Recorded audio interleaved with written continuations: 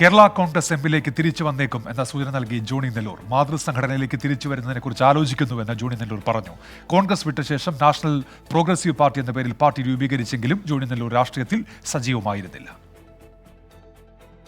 ഏതാനും മാസങ്ങൾക്ക് മുൻപാണ് നാഷണലിസ്റ്റ് പ്രോഗ്രസീവ് പാർട്ടിയുണ്ടാക്കി ജോണി നെല്ലൂർ കേരള കോൺഗ്രസ് വിട്ടത്. ബിജെപിയുടെ ചരടുവലികളാണ് ഇതിന് പിന്നിലെന്ന ചർച്ചകളുണ്ടായിരുന്നു. എന്നാൽ ബിജെപി നേതൃത്വവുമായി വിചാരിച്ച പോലെ അടുക്കാൻ കഴിയാതിരുന്നതാണ് ഇപ്പോഴത്തെ നീക്കത്തിന് പിന്നിലെന്നാണ് സൂചന. യുഡിഎഫ് നേതൃത്വവുമായി നേരത്തെ അകന്ന ജോണി നെല്ലൂർ കേരള കോൺഗ്രസ് എമ്മുമായി അടുത്തേക്കുമെന്നാണ് സൂചന. ചെറുപ്പകാലം മുതൽ ഞാൻ രാഷ്ട്രീയ രംഗത്ത് പ്രവർത്തിക്കുന്നത് കേരള കോൺഗ്രസിലാണ്. അപ്പോൾ കേരള കോൺഗ്രസ് വിട്ട് മറ്റൊരു രാഷ്ട്രീയ പാർട്ടിയുമായി പ്രവർത്തിച്ചു പോകുവാൻ എനിക്ക് വൈമനസ്യമുണ്ട്. അപ്പോൾ കേരള കോൺഗ്രസ് പാർട്ടി ഇവിടെ നിലനിൽക്കുന്നുണ്ട്.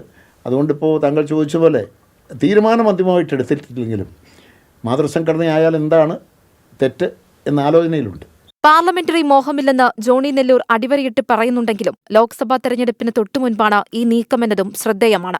ജോസ് കെ മാണിയുമായിട്ടോ അല്ലെങ്കിൽ ആ പാർട്ടിയിലെ നേതാക്കന്മാരുമായിട്ടോ വലിയ ആത്മബന്ധമാണുള്ളത്.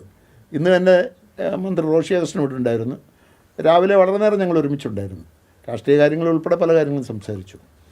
അല്ലാതെ ഒരു രാഷ്ട്രീയ പ്രവേശനവുമായി ബന്ധപ്പെട്ടൊരു ചർച്ച നടത്തിയിട്ടില്ല.